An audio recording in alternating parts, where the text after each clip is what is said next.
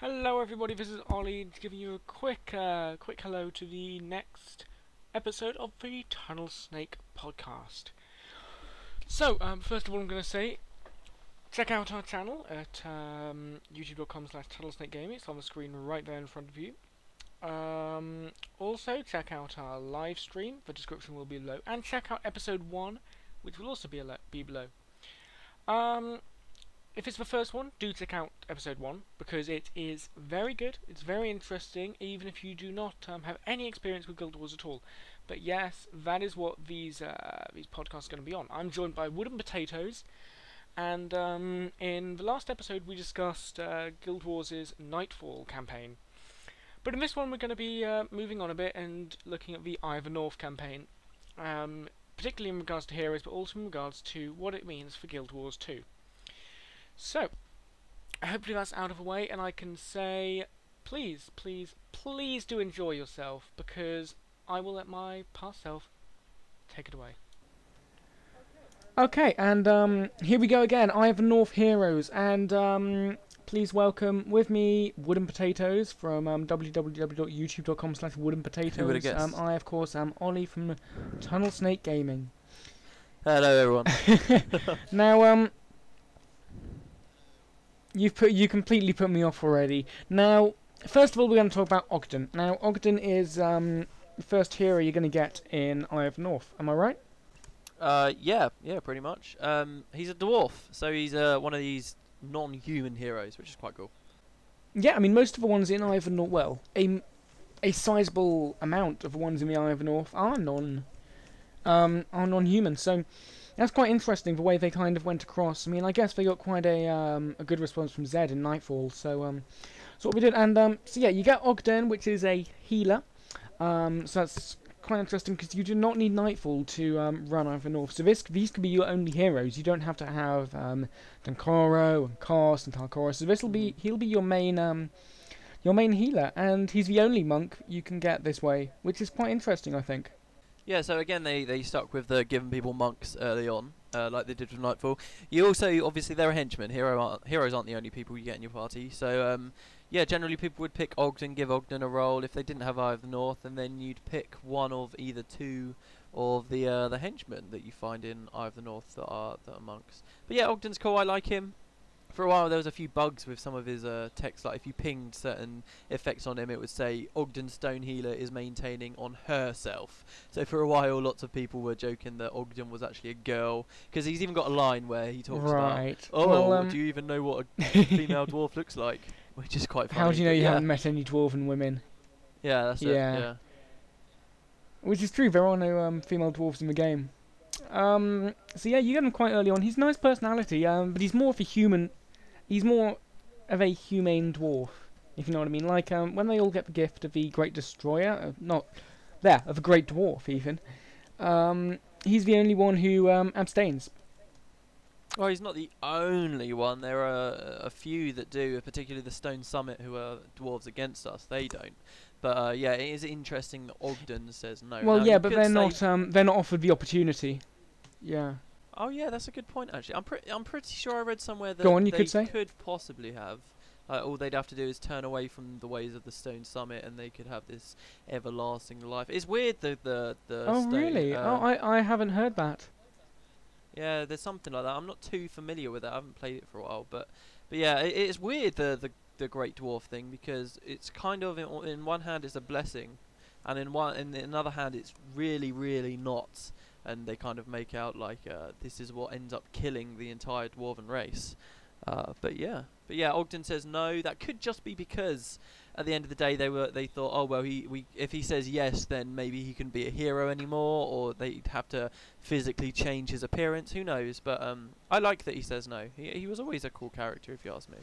He's like your driving force behind fighting. Yeah, I mean, it seems like the dwarves become like this legion of many. Yeah. Yeah, and they become kind of this legion of many. They become this single-minded entity, but because they don't really have their own personality after that. I mean, I think the king kind of retains it, but apart from that, they all pretty much club together to share whatever they want, and that's interesting. Yeah. And also one very important thing to add about him is that he basically causes the main storyline. Because he says, Yeah. okay, go and go and recruit the Norn, go and recruit the Vanguard. So that's quite interesting, I Yeah. think. And with Ogden, you get Vec. Now Vec's another really interesting guy. He's an elementalist, so it's quite nice they give you that early kind of jack of all trades kind of class. So they've given you the dedicated healer, they've given you the jack of all trades. You've pretty much got a lot to work with already here. And he's got a very interesting storyline, hasn't he? Well, yeah, the thing, you mentioned it a little bit earlier, Eye of the North, there are a significant amount of heroes that you get that aren't humans. And that's because Eye of the North was introducing a lot of the races which we're going to be able to play as in Guild Wars 2. So what they did with this was they gave you one of each of these races, and Vec is an Asura, which is pretty cool. I like Vec. He's a bit... he's very obnoxious and cocky, and he looks down his nose at you all the time, but that's just what the Asura are like.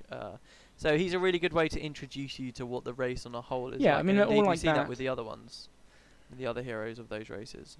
Yeah, for instance, I mean, even on rank 10 Azura, they still, I think it's, well, basically the ranks of Azura, they start off like not too smelly, not too stupid. It's never any compliments. Like, they never really give you any compliments. They are the top dog in their eyes. So that's quite interesting. Again, similar to Zed, they give you this this character who you perhaps don't like, but I don't know. He's actually quite likable. He's this cute little fuzzy teddy bear thing that Yeah, he's a dick, but he's he pretty has unique, I redeeming think. qualities. That's the way I look at him. exactly, So yeah. you do in And the you do end start to think, feel yeah, sorry Vec's for him cool. later on. I mean, his yeah, I mean he goes through a very rough time later on, and I'll try not to spoil too much, but I mean because you don't, it's really a very big surprise. But he does lose someone, and then you start thinking, oh, okay. Yeah, yeah, pretty much. So He shows next the we have human Gwen. side. Now Gwen is the Mesmer, and Yep. yeah, exactly. Next we have Gwen, and Gwen is someone you will recognize from way back. And in fact, if you've completed Eye of the North and you give her something which she gave you way back ago, there is a very specific little I don't know, I've never done it. Is it a cutscene or is it a little bit of dialogue? Yeah, it's 2 quests. I think it's 2. There's a third one, kind of, I think. But pretty much, yeah, you get this memorabilia from sort of pre-searing a long time. So yeah, Gwen is a character from the past, right? Most of Eye of the North. Eye of the North, it's called Guild Wars Eye of the North, and when they were releasing it, they marketed it and released an acronym saying GWEN. Or Gwen. So it was a massive surprise for people. You met her as a little girl a long time ago, and you see how she is when she's grown up. And yeah, if you have specific things from the past, you can actually go on quests with her, which you otherwise wouldn't see, which was really cool. As a personality, she's changed a lot since you last knew her. I personally don't like her that much, but you can understand why she is the way she is. So. I mean, when you play through the Gwen's story, one of the bonus mission packs, you do see there is a big reason for how she is. She goes through these caves and there's all the char, and she takes these down, but then she's worn out, and she finds this Vanguard, which is I think the text itself is these are her family now. And she is very much about that family. She thinks about you, but only as a way to try and beat back the Char a little bit. Yeah. Even if you didn't know her from so long ago. So yeah, she becomes a lot tougher, I suppose you could say, in some respects. But she's grown up knowing nothing but war, and she hates the Char. She really hates the Char. So yeah, I mean, this is just another example of a hero that's not very two-dimensional, and is quite well fleshed out, and is a pretty. Is a really nice thing to see in an online game, and so yeah, she's got a lot of depth. A lot of people, she is their favourite. So yeah. Yes. It's also interesting to note that in the two little bonus things they've stuck on the end, both for Warren Crichton and Hearts of the North, she's in both of them. And Yeah. people have wondered, is she in Winds of Change, which is the next one as of this date upcoming. Which could be interesting. I mean, she's got a love interest later on, and kind of, well, throughout, really, if you've got, if you start going after her after the Warren Crichton. Which is interesting, so, yeah, and we'll talk about that little relationship later, I think. So, we must rush on, because Jorah is next. Now, Jorah is a Norn, so she is about twice the size of you. She uses a sword and shield, and she's a warrior. But she has a very unique twist that most of the Norn don't have. Right, yeah. She, Norn can turn into the bear. They can transform. They can shapeshift. But Jorah can't do this. This was something that was stripped from her a long time ago. And a big part of sort of one plot line in Eye of the North is helping her get that back. Or at least you think you're helping her get it back. Which is interesting, actually, because, she's a Norn, and she's got all the pride of a Norn and stuff, but she's not actually accepted by them for that fact, I mean, the first time you see her, it's outside of the little gate, and they say, Norn shouldn't hunt this far south. And, it's like, well, why is she here? And that gets explained. I mean, she has a very clear progression. And, she's pretty good. She's pretty good, I mean, she gives you a nice introduction. There is a little bit of a chain to get hold of her, which is the one that you're talking about, but she's really fun, and she's got some great quotes as well. Yeah, yeah. I like the Norn. They're a cool race. So to be able to play alongside Jorah as one of them is it's nice. I definitely enjoy it. Yeah, but I don't use warriors that much. So if she was a different profession, maybe I'd play with her a bit more. Yeah, warriors don't really have a amazingly big place as heroes anyway. In kind of a in the PvE at the moment, or the PvP in fact. So. One thing I was going to mention about her, your character can have the opportunity to do the bear form, or as much as you should be allowed to, because you don't actually transform, you don't change character model, but you do get the skills, which is, so it's kind of like almost a halfway point, but she can't use it. It's a PvE character only skill, and you can't put it on her. She doesn't actually ever get the opportunity to become a bear, does she? No, she doesn't. No, or does she can't do that. You could argue that this is just where gameplay and the storyline interfere with each other. But I don't think it's a massive problem. There was actually a glitch that people could exploit a long time ago with one of the skills that let you turn into bears as humans, which is pretty cool. But yeah, Jorah never can actually do it. So. Another thing relating to Guild Wars 2 quickly, you don't just be able to turn into a bear if you are Norn. You can actually turn into a bear, a wolf, a raven, and a lion-y kind of thing. A leopard. Snow leopard. Yeah. And that'll be interesting how it plays out. Snow leopard, exactly. So, I mean, it's pretty unique. So, next we have the, Pyre. Now, Pyre is pretty interesting to talk about, really. He's pretty unique because he's the one person you really wouldn't expect to go with. Yeah, he's actually a Char, and there's quite a rich sort of backstory to Pyre, which a lot of people aren't really aware of. I mean, one of the first Chars you ever see, right, in the whole game is in pre-Searing Ascalon, way back, right at the start of everything. And a lot of quests in pre-Searing Ascalon are talking about this Char that's running around south of the wall, and you're trying to track him, and people don't quite know what he's doing. And in fact, the Char Ranger. Yeah, and when you end pre-Searing, that whole section of the storyline ends with you killing a Char, and you actually find out that that Char that you killed was the one that was south of the wall, and it was Pyre's father. So I mean, I just love the way that they did that, and in the end, Pyre is actually one of the leading Char that forms a rebellion against the Flame Legion, which is just fantastic, and he ends up joining your team. Yeah, I mean, no spoilers here, but you do go against him with the other Char, and he is a ranger, by the way, so it's quite, I always thought it was quite funny if you can have almost like, his pet with a pet.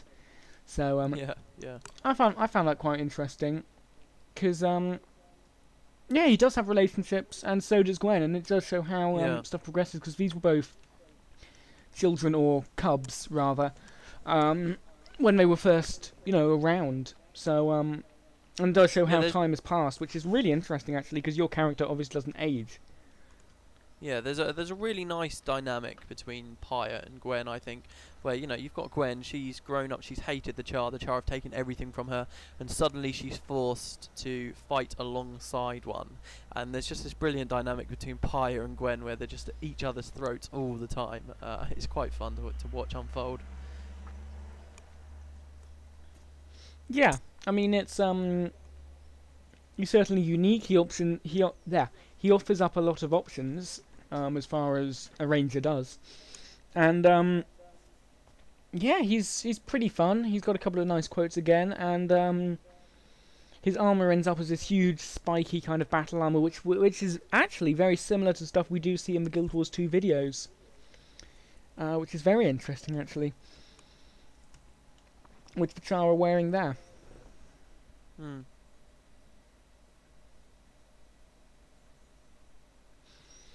So, okay, so next, you got Livia. Now, Livia is a necromancer. She offers up the potential to have, 4 necromancers in your party. Now, she has a pretty unique storyline, though, which is extremely interesting and quite relevant, actually, to storyline as a whole, because she is very close with the Azora. And, she, yeah, and there's an important cutscene at the end, which we must remember to talk about, actually. If you want to leave this one. Do you want to talk about that at the end or now? Because it would probably fit with Livia now, to be honest. We can talk about it now, yeah. Alright, so you've got Livia, okay, you meet her in Eye of the North. That's where you meet her, but the main story with her doesn't really come through until you reach the war in Kryta and indeed the years beyond. The last thing you see in the final cutscene at the end of Eye of the North is she's picking up this thing called the Scepter of Ore, which is an artifact that's been sort of alluded to through all the games, but you never really understand the significance of it. And then just the last thing, they tease you with this Scepter of Ore right at the end of the game, so they're pretty much saying, yes, this is very significant in Guild Wars 2, and that after the war in Kryta, Livia goes off and she starts seeking out the Scepter of Ore and all these kinds of crazy... She's got this really mysterious but important future that we're still not entirely sure about, which is great. I mean, as a character, I don't really like her. A lot of people like Livia, even if not just because of her personality, but because she's got like the most revealing outfits ever. But aside from that, yeah, she's just got this really mysterious, awesome kind of future ahead of her, which, could be really important come Guild Wars 2. We just don't know yet. We don't know. And that's what I quite like. I like a good mystery. I mean, yeah, for instance, let's look at people who've actually had the Scepter of Ore in the past. I think the only one we really know about is the Vizier, which ends up being a last endgame boss, and he lives through the Cataclysm. He becomes this big guy with a huge skeletal head and threatens to destroy the entire world. So, things don't bode too well. I mean, she's a person of kind of good character. If you ignore the summoning dead bodies.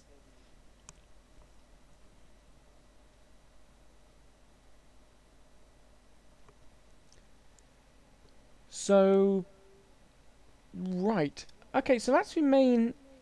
Okay, so those are the main, the heroes that you do have to get now to finish the storyline.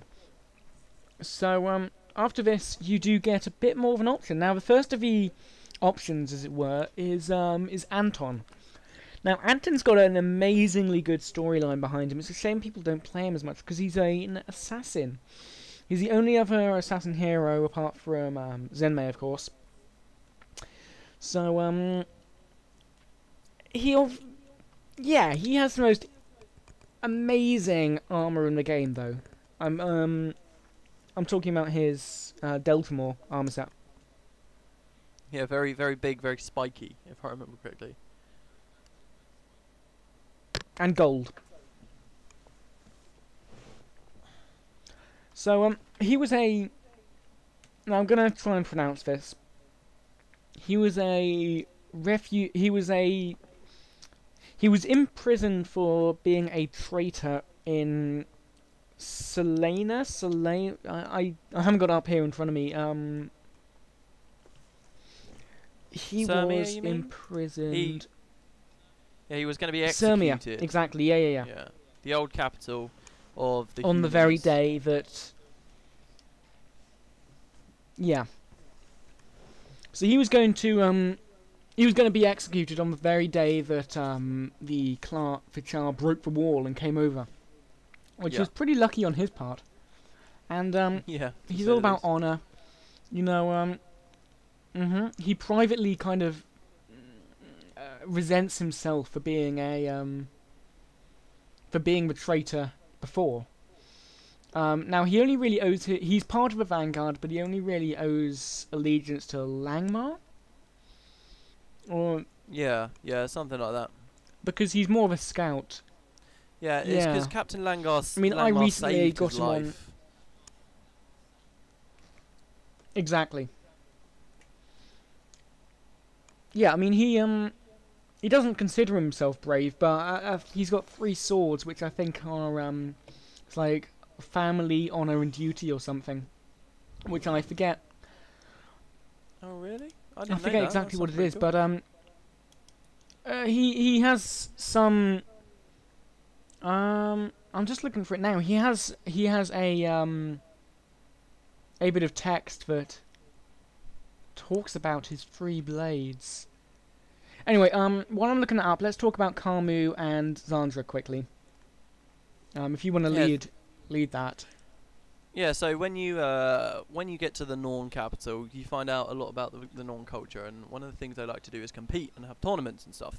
So there's this big aspect in the game called the Norn tournament, and when you're in there, there's actually 2 people. If you defeat them, they'll end up joining your team. They'll be so impressed by you that they join you. And that is Karmu and Zandra. Zandra's pretty cool because she's a rich list, and you actually find out that she's the daughter of sort of this completely minor character you met a long time ago. She's actually from Cantha, from the Jade Sea, which is quite cool. I mean, I like rich lists. I tend to use her quite a lot. And Karmu, on the other hand, is a dervish, and he's pretty badass as well. Yeah, again, he's probably got some. He's actually got some really nice armor again. That's really pretty nice. Yeah. Well, he's from Vabi, so you know, he's very rich. He can have all the nice armor. Here we go. Here's something pretty. Here we go. So Anton is the only actual assassin that isn't Canthan. Which is why some people thought, oh well, assassins have to be the what we now know as the thief for Guild Wars 2. So and he was kind of used to back up all of these what people wanted them to do. But there is a problem with this because while it had to be something that we had seen before but wasn't from Cantha, I think. It's very interesting. I'll completely muddle myself there anyway. But yeah, Anton's really cool. Karmu fights for honor in the Norn tournament. He goes in there, he's extremely honorable, in fact. In fact, I am going to say it now that in your Ivan Orr thing, you should send your dervish there simply because simply because you've got that kind of link there. You know, people have gone there for glory. Anyway, our third last hero is Hayda. Hayda, and she is a paragon. And she's probably the most inquisitive hero you're ever gonna get, who sees the best in people. So yeah, she wanted to fight the White Mantle, didn't she? I can't remember. Was she actually a member of the White Mantle for a while? or was she just? I know that she. When She you first meet her. was perhaps. Yeah, let's see here. Yeah, she joined. She was in the White Mantle, but she left it after the Mersat were revealed, and she joined the Shining Blade. So it's interesting because she's one of the only Paragon. Well, before the end of Ivan North, she was the only one of 2 Paragons, and she actually is part of a quest, Give Peace a Chance, I think it's called. Where the White Mantle say, "Oh, come on then, it'll be a great fun. We want peace, but bring that hero with you."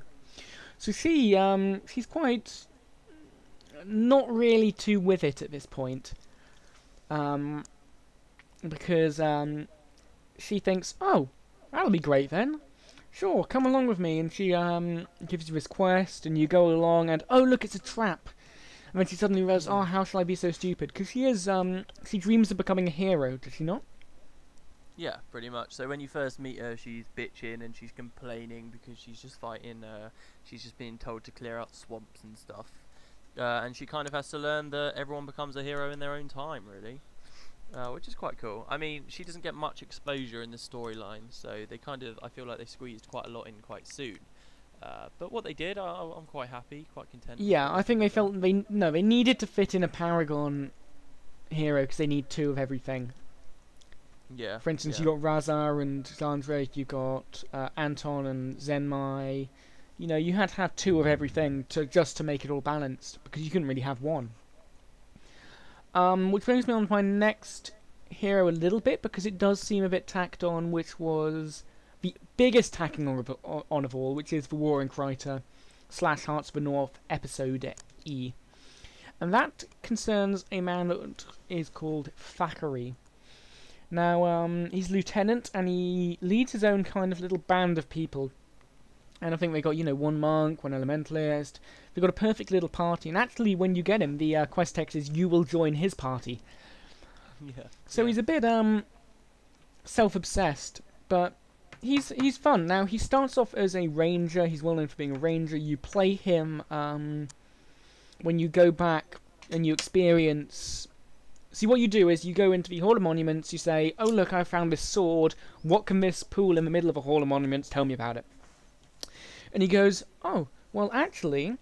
And yeah, well, you go and you play as him, and he has some pretty cool skills, and he's great for farming Ibn Vanguard rep. So, I mean, he's pretty cool, but he starts off as a ranger, and the more of these you play, the further through you get, you realise, oh, he's getting a Paragon skill, and another one, and then a Paragon Elite. And when you finally capture him, he's devoted himself completely to the people of Kryta, instead of being this self-obsessed guy. Yeah. And he becomes Paragon, which is really interesting, I think, because he's one of the only main characters to change. Yeah, exactly.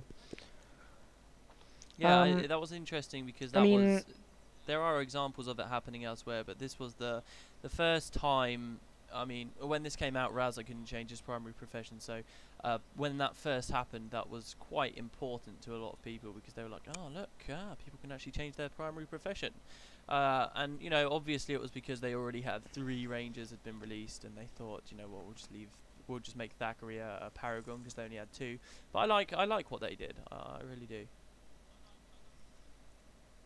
And on his travels, he meets a woman that is an assassin, and they work well together, but she goes, "Oh, well, actually, I'm going to go back to Camphor and try and fix things up." And that really sets up for war in, not war in Camphor, the Winds of Change. Yeah. That's going to hit soon. So he's pretty important for Guild Wars 2 as well, because Gwen and his descendant is... I don't know if have you read any of the books associated with it? Yeah, I've read all the books, yeah. So it's Captain Thackeray of Guild Wars 2 is their descendant. And maybe more importantly than that, you get they end up founding Ebenhawk, which becomes the last bastion of Ascalonian settlement in Ascalon, which is pretty great. That's actually those 2 that go off and found that, which we might be seeing in... Exactly, because by then... who knows? I mean, you'll probably see its founding. I think I wouldn't. Well, it I wouldn't already put it past them exists. to go through the It's just founding now. very small at the moment. Really? And then, yeah, where they is it? go off. You can't go to it in game. It's south. It's towards the Blaze mentioned. Ridge Mountains. But yeah, it's a small place at the moment. Then Gwen and Thackeray kind of go there and turn it into this massive fortress that the Char will, for 250 years, never manage to get inside, which is pretty great. You know, that's where a lot of stuff in the books happens. Quite an achievement when you see what the Char have actually developed in Guild Wars 2. Yeah, And talking of developments, we finally have Mox, or well, I call him Mox, you call him MOX. Now, I don't know, he is M.O.X, but quickly abbreviated to Mox, and he's got, you know, he's got these cousin Gox, and, you know, all of them have those names, and he's pretty interesting because he's a dervish, and he's actually very quickly accessible, isn't he? Yeah. He should only really be available in the storyline till after you've completed all 3 campaigns plus Eye of the North. That's when he actually comes into the plot. However, when he was originally released, it was like this extra update, and he was supposed to be essentially, and the quests associated with him, a gift to the players who had bought all of the content. But he's actually become reasonably a part of something much bigger. So he's actually a golem designed by the Asura, and you end up having these big long storylines with him. He's reasonably well intertwined with the Warring Kryta. But yeah, he's a dervish. He's cool because he gets all these different unique forms depending which dervish avatar he uses, which I think was a great little touch and probably the big thing that sold him for many characters. Yeah. He's huge as well, though, which is kind of annoying.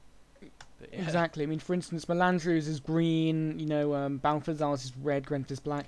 And yeah, I mean, he is maybe the biggest. I mean, I once did see, you know, Jorah and Pyre and Mox lined up, and it's pretty close, I have to say. Yeah, but Mox is just, I would definitely say he's the biggest because he's tall and he's very wide. You tend to, when I first got him, I was like, oh, this is so awesome, I'm playing with him. But you very quickly learn that he starts blocking the camera a lot, where he's so big and stuff like that. But yeah, cool hero, I think. And he says quite funny stuff all the time. He has like lots of Terminator references and stuff like that. Yeah, I mean, he's basically a robot. Robot. Yeah. Robot. So, he does not spread disease to human characters. Like, he's not, like Raza, he's not classified as a human, but he is susceptible to conditions, unlike the other golems you fight. Also, one thing to note is you can give him as pretty a scythe as you want. He can't actually use it. Well, or rather, he can use it, but it doesn't show up. Yeah. Yeah. And, one other thing to mention is probably, that he was created by Zin. Which, that links to the Trial of Zin, which is, one quite interesting part of the Warring Kryta, which, I mean, you don't have to stay there for the whole thing. Like, you can just go AFK and stuff, you don't have to do anything, but it's definitely something worth looking at. Yeah, I would say that, definitely. Okay, so, I promised this would be a shorter episode, but it's actually, you know, it's 5 minutes longer. But whatever. Thank you very much for watching, guys. This was, Ollie from TunnelSnake Gaming, found at youtube.com/TunnelSnakeGaming. And, I was joined by WoodenPotatoes from youtube.com/WoodenPotatoes. That's, POTATOEES. Yeah.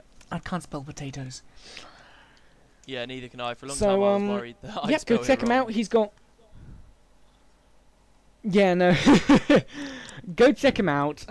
He's done every campaign but Eye of the North, so if you've enjoyed listening to all our information about the heroes in Eye of the North that were in this episode, watch to see how he acquires them and how you do acquire them, because I'm pretty sure he's probably one of the most concise guys that I can think of on YouTube, so he'll definitely show you all the backstory from all of these. I mean, he's got some pretty big plans, I think, so thank you everybody.